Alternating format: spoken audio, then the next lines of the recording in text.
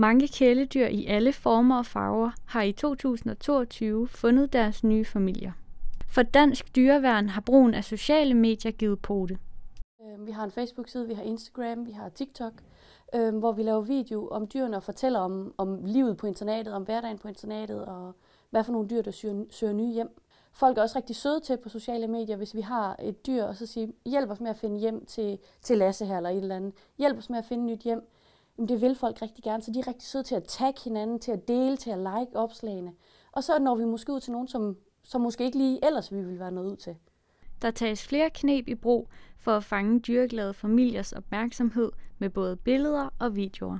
Altså, jeg kigger meget på, hvor længe har dyret siddet her.